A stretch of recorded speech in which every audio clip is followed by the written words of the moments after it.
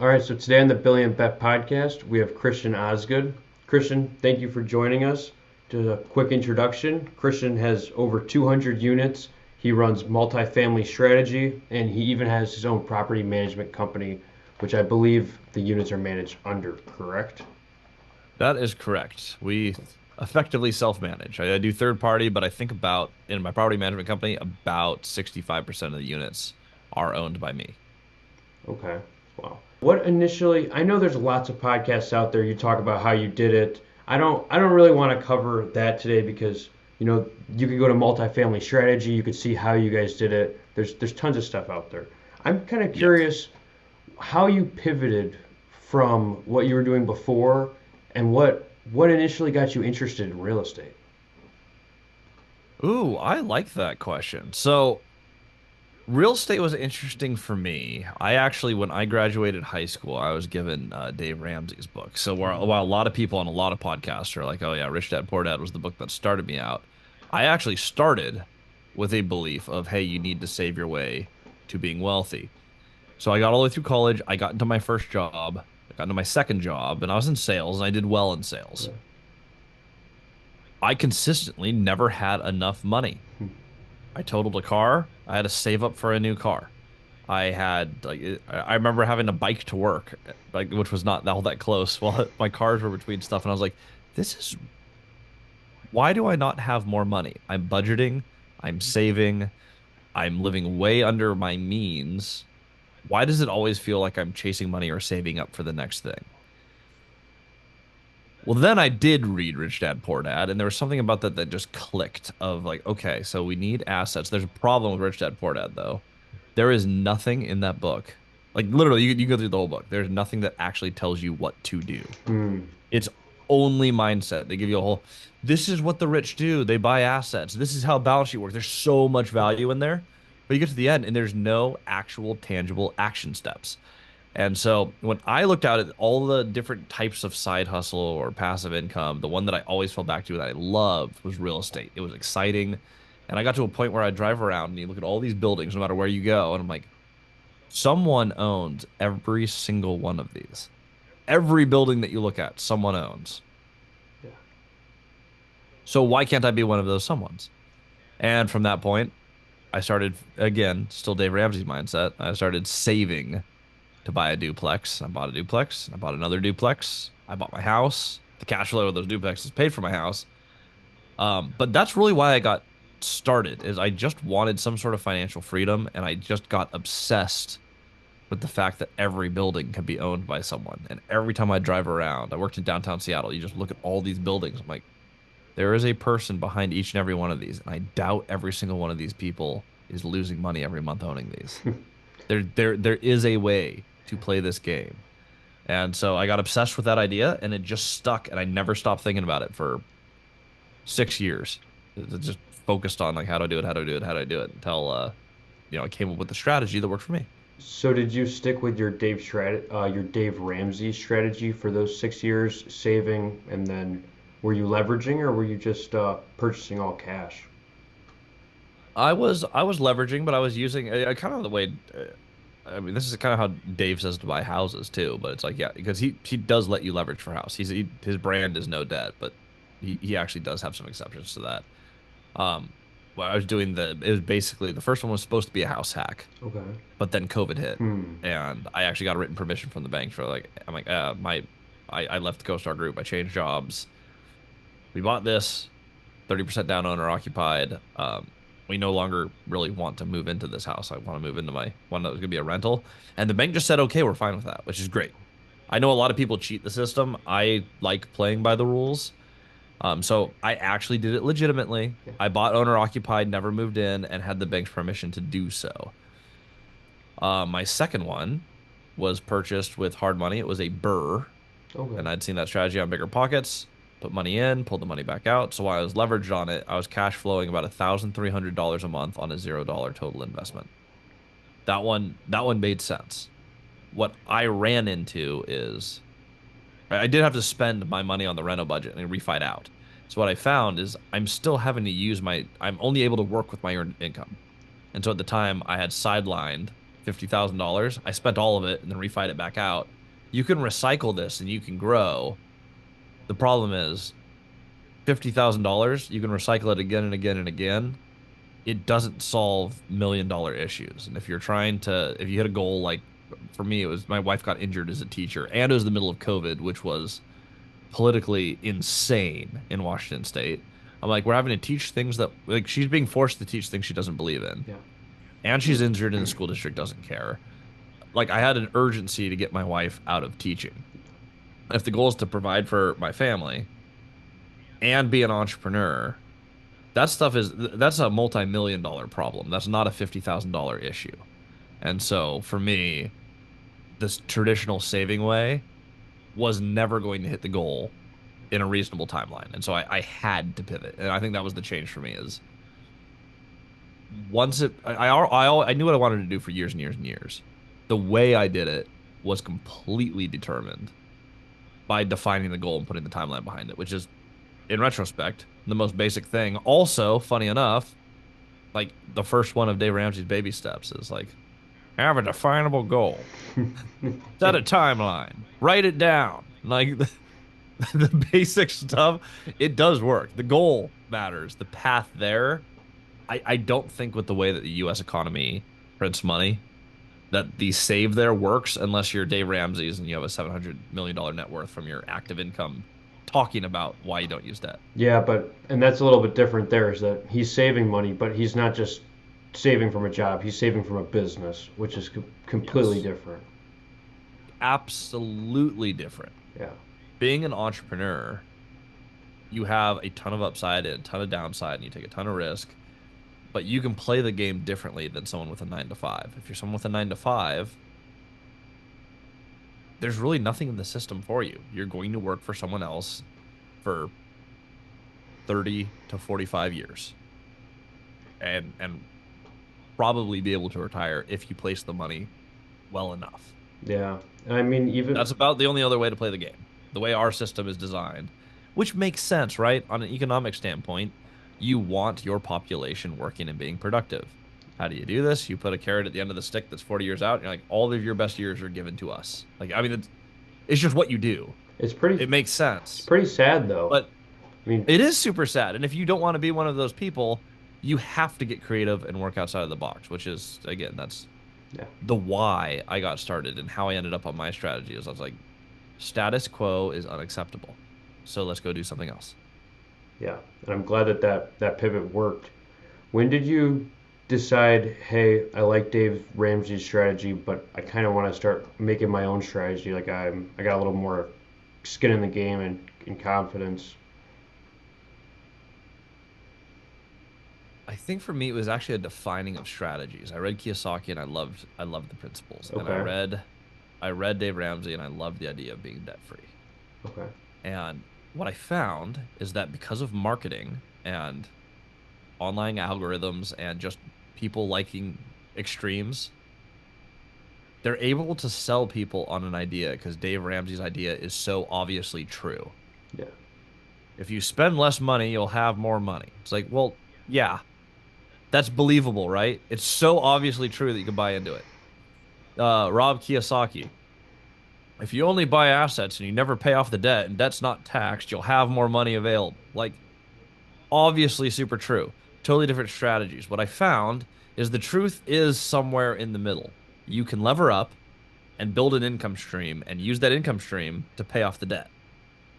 Like, you can use the debt to build something that pays off debt. You just have to be responsible with the money. I mean, that is what I think is the actual truth of it. Everyone should strive to be debt-free, but if your government is going to print money faster than you can earn it, you're going to have to use the money in a way that is going to multiply and pay itself off. I mean, it's the only way that I have seen to do it, which means you have to put it in some sort of asset that adjusts for appreciation, or for inflation. It appreciates with inflation. Yeah. That's how I ended up on real estate, because it cash flows, it pays you along the way, it can pay off its own debt, and when it's paid off, it will adjust for inflation. That is the reason behind real estate. It's why I think it is the best asset class to invest in. It's not the most interesting. Real estate's really boring and really simple, but it works because of the way the US economy works. And in many ways, the global economy works.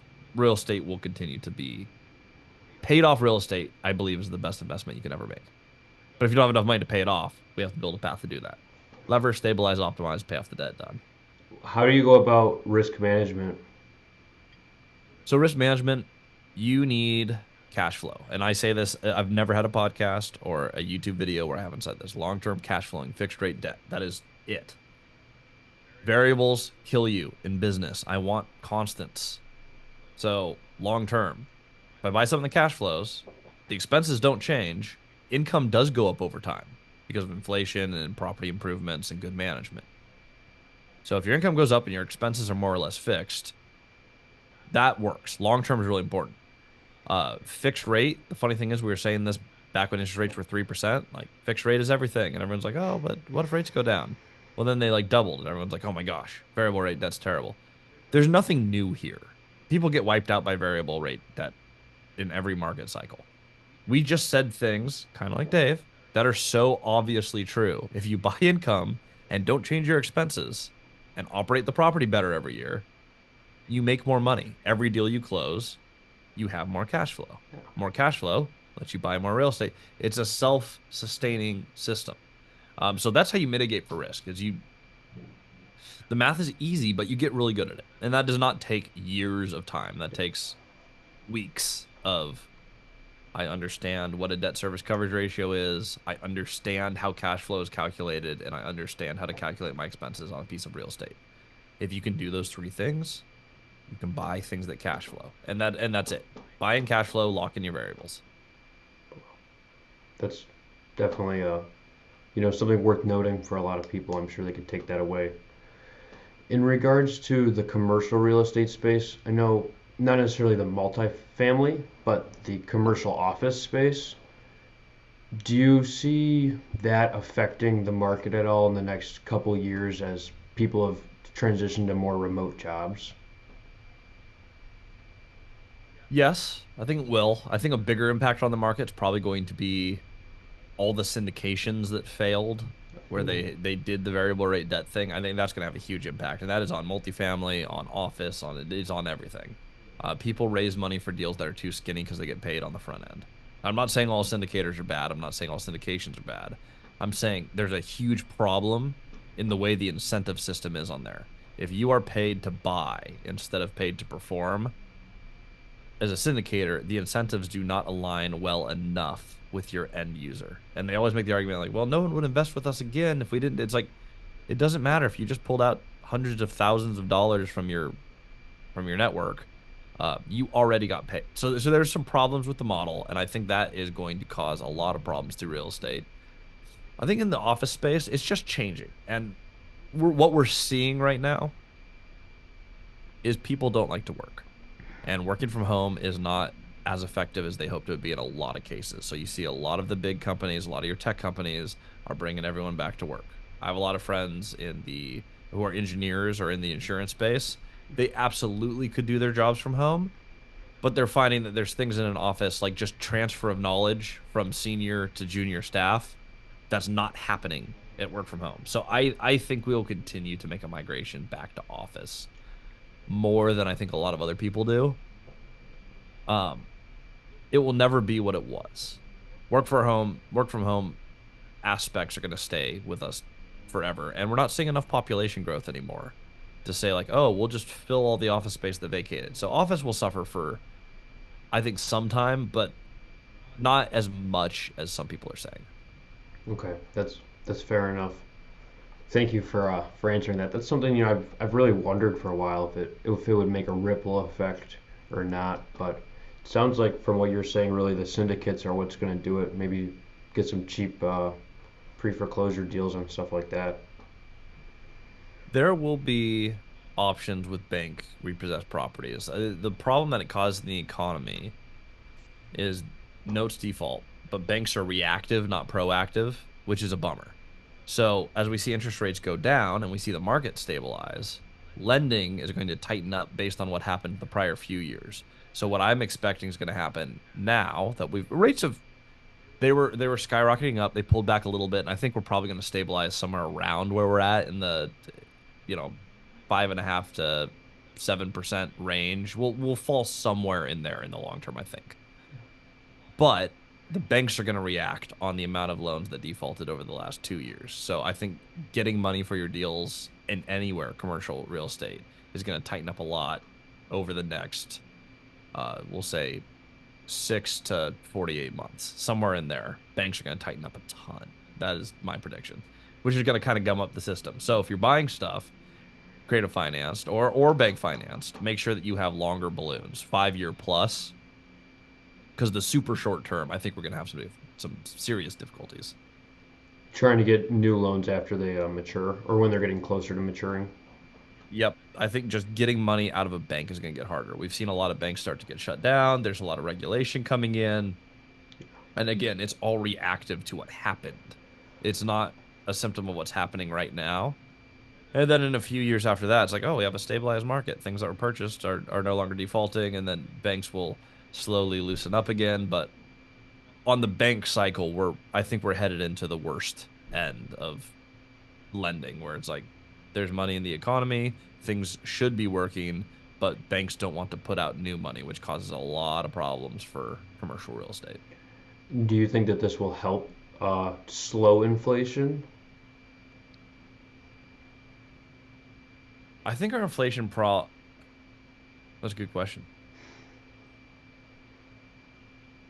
No, because I think our inflation problems are still primarily we have some major policy issues and we keep printing. And we just did another major round of printing.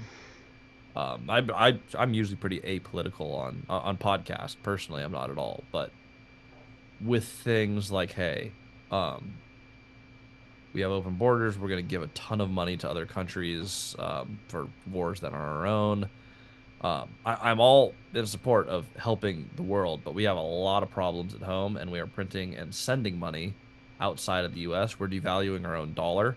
I think that is the biggest problem. What we're going to have trouble keeping up with is at the end of the day, we have too much supply, and we're not stopping the printing. So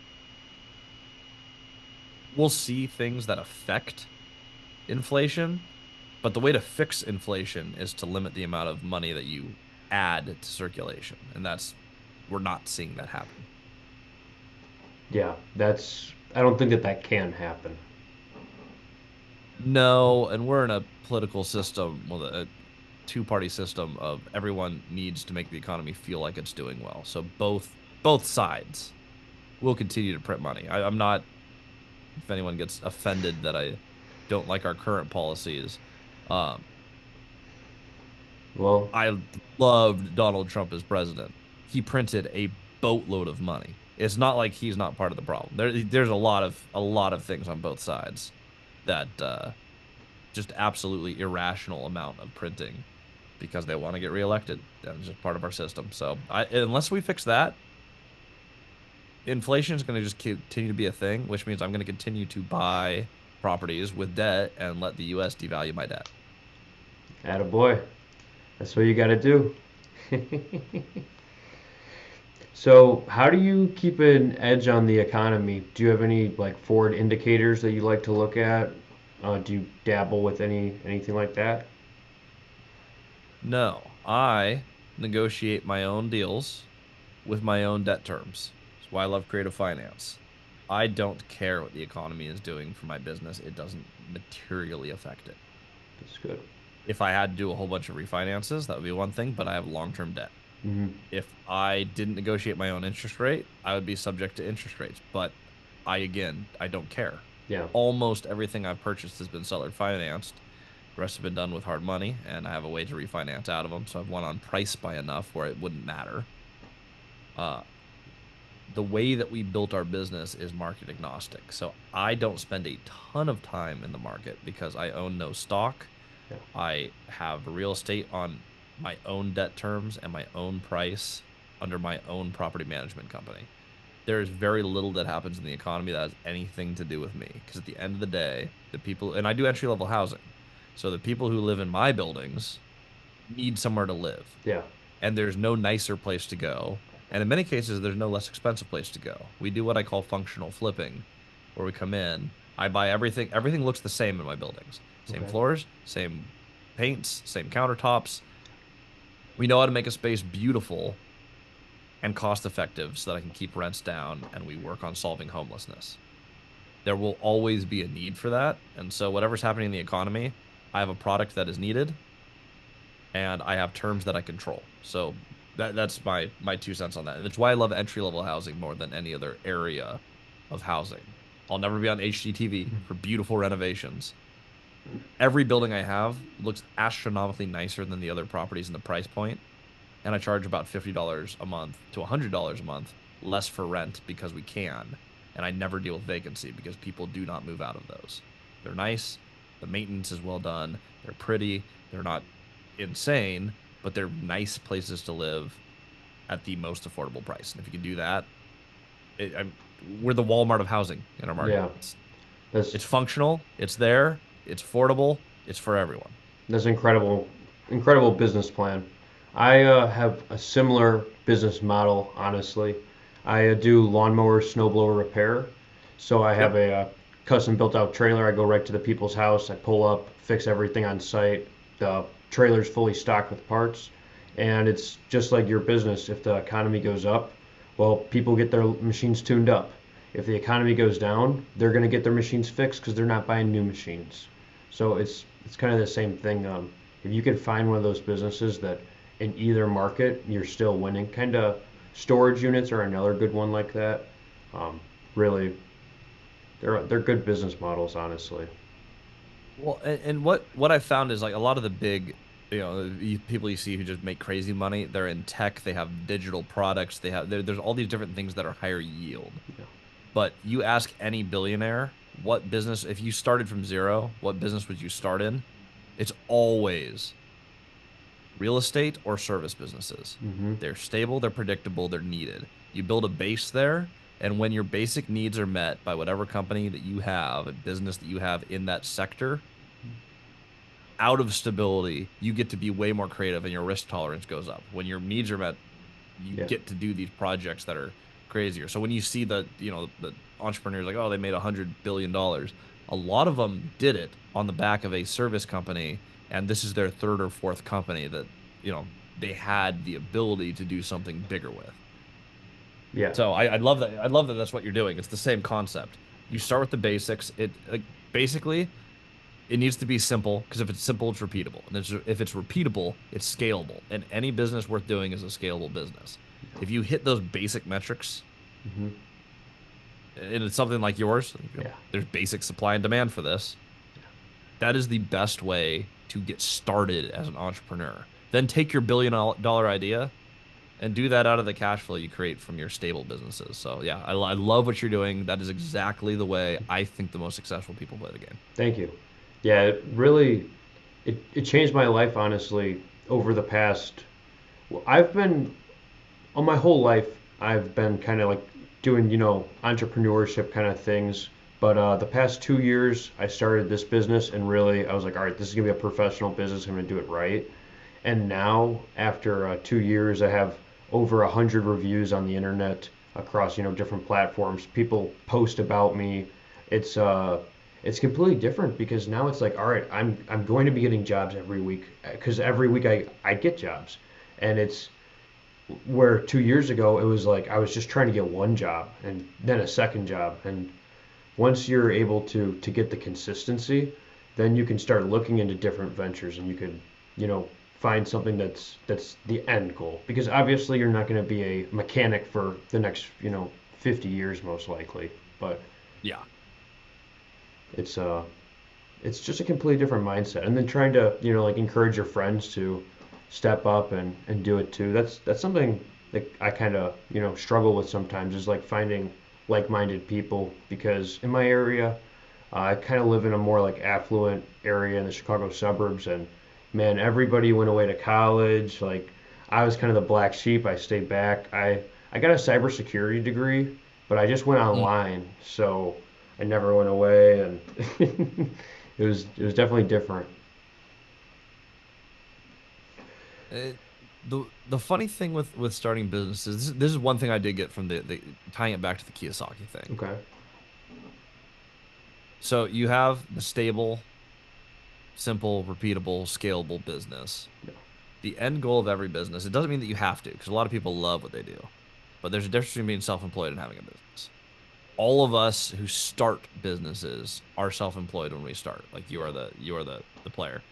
Kiyosaki said this in one of his books. I think it's Cash Flow Quadrant. But you have a business when you can step out of that business for a year and step back into it, and it's farther than it was when you left. Yeah. A lot of my companies aren't there yet today. Property management, I'm pretty close on. That one pretty much has its systems and processes done. My education company, I'm the main coach, so like not even close. Like Yeah. that's not a business yet. I'm self-employed, but that's a goal that people should have. It doesn't mean that you can't work in your company. It means have you built a business that would survive without you? And I think that's when it counts as a business. Yeah. And for those starting businesses, it takes some figuring out. One thing that I've done more of recently, both in real estate and just general businesses, is the actual just acquisition of existing businesses. When people have systems, you can use creative finance to buy businesses just like you do real estate. Okay. Adding to your portfolio of businesses is a really fun way to scale. A lot of people, including Grant Cardone, will tell everyone like, don't start your own business. I think everyone should start at least one or two. If you want to be an entrepreneur, you want to buy businesses, go through the hardship of building your own business, Yeah. but don't do that forever. At some point, get a little bit of money behind you and go like, okay, we're going to go ahead and start taking out some other businesses that have systems that I can add my skills and my expertise to and grow to something else. And that's where you get characters online like Alex Hermosi, where that's all they do. They're like, I'm a giant marketing brand. I'm amazing at marketing. I'm going to acquire companies. I'm going to pump them up. I'm going to make them bigger, and then I'm going to sell them. Like, there's so much you get to do in business, but Yeah. I I love it. I love the building, and yeah, for those listening, those are your marks of success. For sure. Scalable, and eventually could survive without you. Yeah, that's definitely a hard one. And sometimes it's even building a business that can do it. Like this business, it wouldn't be worth my time to try and hire somebody out with, honestly. Yep. And then there's also businesses like your coaching business where it's like, well, you are the main person, but if it's what you enjoy doing, then so be it, right? Yep. If you're self-employed, you have to recognize I'm self-employed. Is it a business or is this a job? And for me, that one is a job that I love, but it is a job and it will always be a job because I will always be the coach of multifamily strategy. That is like, I'm committed to that. Yeah. So, Was there at any point during your journey where you just kind of were feeling down or like wanted to give up, and how did you push through that? no, no, I don't think I've ever had I've had things where I've been down, Yeah. but I've never wanted to give up. That's just, it's just not how I'm wired. Yeah. I, I have a goal and I will see it through. And I've had businesses fail. My first business I ever started, well, technically business, non-profit, but Okay. like first one I started right out of college. Got with a group of people and started a church a little north of Seattle. And the leadership of it got super weird. It ended up being a horrible experience. They stole a bunch of money from me. It was awful. It was awful. But I took that, and I think a lot of people would be down on that, especially if it's like it's a church thing and people got weird like that, like because Yeah. there's a like emotional, spiritual aspect to like, wow, that was hard. But like for me, I came out of that. I'm like, okay, well, my next thing is to get a job and fix income, and then I'm going to come up with my next plan. I don't think I am wired in a way where I have to actively think about how to keep pushing forward. Everything is always, okay, what's our next step? Yeah. And when something bad happens, like, okay, good. What do we learn? What are we going to apply to the next thing? And let's just go do it. Just keep rolling. That's yeah, and that's most entrepreneurs that I've met. There's stuff that's hard, like absolutely. And we've had cash flow crunches where I'm like, I don't know how we're gonna survive the next thing. And then you do, Yeah. and you just keep pushing forward. If I had to give advice, put things into one of three buckets: the things you can control, the things you can influence, and the things you can't do anything about. And you assign stress to them appropriately. If I can control it and I'm stressing about it, it means I'm not doing something. So just go do that thing and your stress will come down. For the things you can influence, so this could be something like we just had a building where pipes burst and there's major flooding in the building. I can't control that.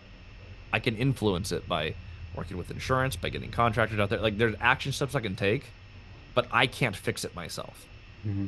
So for me, it's like, okay, have I made the calls and is it being worked on and is it moving forward and can I check on it? Okay, I can influence this, but I can't control it.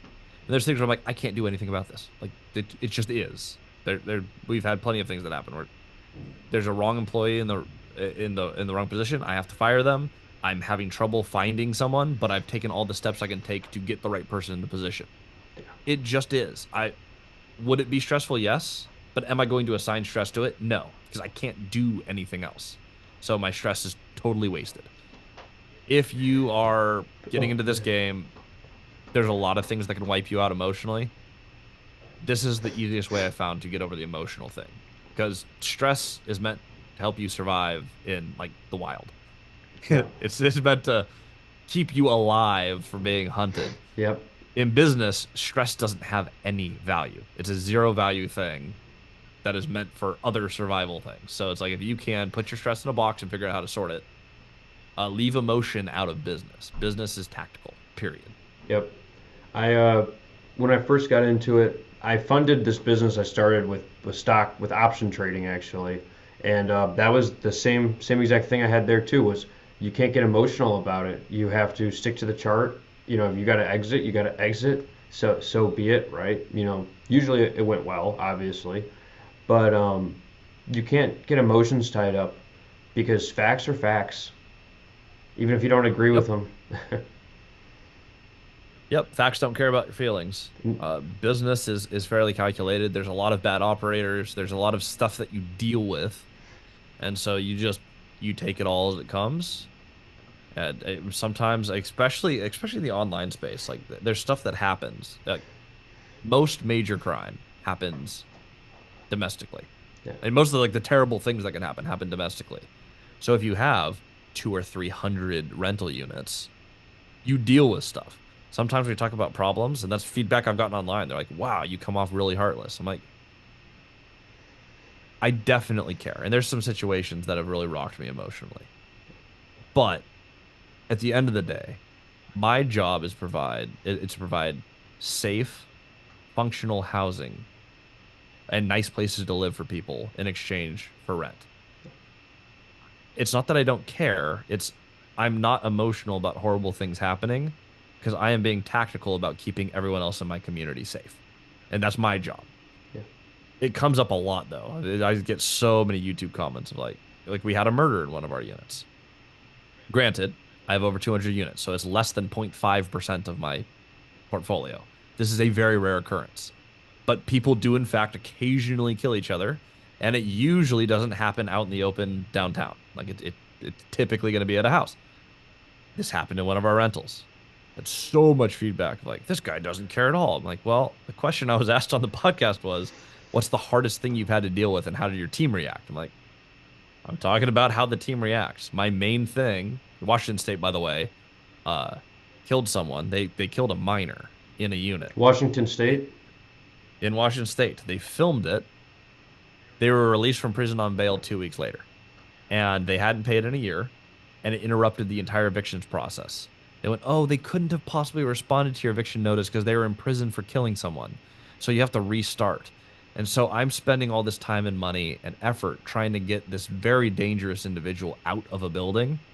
And the takeaway from everyone is this guy doesn't care about the kid who died. It's like, no, that rocked me, but that rocked me privately, outside of my business. That after hours, I sat with my wife and we're like, this is hard and this sucks.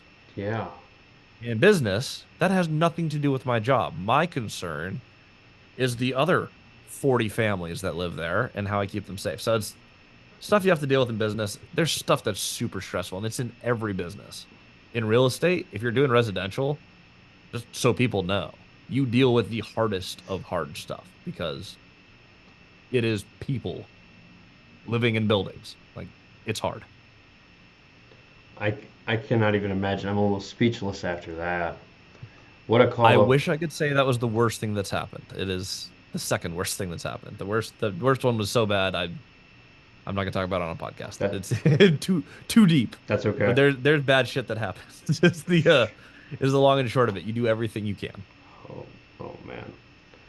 That's just that's intense. It So, is. and did the police help you with the eviction at all? Or Nope. Nope. Police will not help you with an eviction. You have to go through the court system, and Washington State is one of the states that provides free lawyers to defend non-paying tenants. uh, So if you do not pay, you for months are defended for free by the state, by my taxes. yeah, So we have that in Illinois as well, I believe. The absolutely ridiculous. There's not a lot of states that do that, by the way. Um, They're like public defenders, right? yeah, you have public defenders, but typically a lot of like for non-pay, a lot of states will not represent you for free Oh, if there's just a general ledger that shows like, hey, you haven't paid rent. hmm. Typically, you're not automatically defended by the state. Huh. You have to pay for a lawyer, and then you'll just lose because you didn't pay. We just happen to not be one of those states. So I hear people talk about landlord-friendly states, non-landlord-friendly states. Does Yeah. does that make a difference in the future with your future purchases? So there's a one advantage and one disadvantage to both. A primary one. Washington State. I have never in my life heard of someone from Texas trying to invest in Washington because it's hard and not landlord friendly. Which means it's super easy for me to buy deals in Washington State because I'm not competing with as many people because it's harder to operate. I have made millions and millions of dollars alongside my business partner Cody. The two of us have made a significant amount of money buying deals that don't have a lot of competition. And some of them are fantastic deals, they're just hard. So the difficulty, as an entrepreneur, I love difficulty because if you solve a harder problem, you get paid more. And that's consistent. So if you're looking at a hard state, Illinois in some ways is up there. There are some states that are very hard. There's some states that are very easy. There's some in the middle. Texas is very easy. I do less deals in Texas because of the competition. But when I do a deal in Texas, it is so easy to run. We have a few properties there, and they're so easy. Yeah. It's kind of choose your heart. Now, one of the deals is kind of like it's okay. One of them is absolutely amazing. If you can do an amazing deal in a landlord-friendly area, it's going to be harder to find that deal. And when you find that deal, the rest of your career there is going to be easier. If I had the option, I think I would continue to buy more in Texas than I would Washington. Fair enough. But both have very distinct advantages. I think the difference is I've been through the hard and I made my money in the hard market. Yeah. I started with literally no money available. 2.5 years later, it's really fun to say like I actually have I have income, I have generated net worth. We did the hard thing. Now that I have money, do I want to keep doing the same hard? Not as much. I don't have to anymore. So if you're getting started and you're in an area that's difficult, your advantage might be you're in the area and you can actually do the difficult thing that other people aren't able to do from out of your market. So that's my 2 cents on markets. You will probably make more in a landlord unfriendly area than you will landlord friendly on average. That's incredible. You just go through a lot more pain to get there. Yeah, that's genius though. That's smart. I never looked at it in that perspective. Yeah, it just comes everything almost money always comes back down to supply and demand. There's just less demand for people trying to buy these, but you have the same amount of buildings. So your ability to negotiate your deal is going to be higher. Yeah, a lot of people don't think about that, but I've found people like, how'd you make so much? Like, how did you go from zero to millions so fast? I'm like, working every waking hour in a ludicrously difficult state and raising a lot of capital to get through, tons of evictions that cost tens of thousands of dollars. Hey, that's how you have to do it though. I'm the same way. Like I work so much, but by working so much, you get a lot of stuff done. Surprise. Yep. So, and Well, and it's fun to see young entrepreneurs doing stuff. I've seen in the last couple generations, there are so few people who want to work. For younger entrepreneurs, and granted, I'm kind of starting to exit that era of my life, unfortunately. I'm 32 now, so ah, I'm younger. I'm not a young entrepreneur anymore. But it was so easy in my 20s yeah, to just dominate the other people in my age range because no one wanted to work. I'm like, okay, so if I have a good idea and I'm willing to put in the work, I mean, you can just steamroll people. People are I mean, a lot of it is just pathetic. How much people do not want to do things, and so it's like, yeah, if we have the same idea and you're playing video games for 3 hours a day, and you work a part-time job or whatever it is you're doing, like I don't mind putting in 20 hours in a day. I'll sleep 4 and I'll just outwork you. Like, Exactly. yeah, people want the key to success. Have a good idea and then outwork everyone else. And it usually works. It's very hard to beat someone who will just outwork you. Yeah, you just never quit. That's that's the key. Yep. This is encouraging. I'm glad you young guys are still out there hustling. Ton of people in multifamily strategy too. Really young, which makes me happy. We Good. have a lot of people 19 to 25 who got in, bought a deal really quick, and it's like it's encouraging. I'm like, okay, good, good. They're still around. They're still around. Yeah. TikTok hasn't destroyed them yet. Oh man. Well, hey Christian, that's about all I got for you today. I appreciate your time coming on. Thanks for all your time. And do you have anything else before we wrap this up? You know what? I'll end on one thing. If you have a business idea or you want to be an investor or whatever it is, the mistake that I made, Okay. I did not buy real estate as soon as I could have. I didn't learn how to do it with or without money. I didn't look at my pieces and just say, what are the fewest steps to go from A to B? So, if your goal is to be an investor, sometimes people just need to hear this. You're not an investor until you buy a piece of real estate. Your only goal is to go buy a deal. That's it. A lot of people go, hey, I need to attend these seminars. I need to buy these books. I need to, it's like, find someone who can show you the way. Could be a paid mentor or a free mentor or whatever. Find someone who's done what you want to do, eliminate steps, and just go buy the deal. If you want to start a business, go start the business. I've never met someone who doesn't own a business who doesn't also have enough time to figure out how to file the LLC and get the ball rolling. So whatever that first step is, write a goal, map out the fewest steps that you can think of to get from A to B, and then just do step one. For me, it was buying a duplex, and within 2.5 years, 225-ish multifamily units. It happened because I finally did the first step. I spent 6 years mapping the first step, and I took it, and I was like, oh, shoot, we could have done this 6 years ago. So if anyone needs to hear that, Yeah. you're not investors. You're not an investor until you invest. You're not a business owner until you have a business. Do that first step. It does not take as long as you think if you just keep outworking everyone around you. We'll end on that. I appreciate you. Anyone has questions, hit me up on Instagram. I'm at Christian Osgood. My YouTube channel is Multifamily Yes, Strategy. sir. My website's multifamilystrategy.com. Find me on any of those. I appreciate you having me on, man.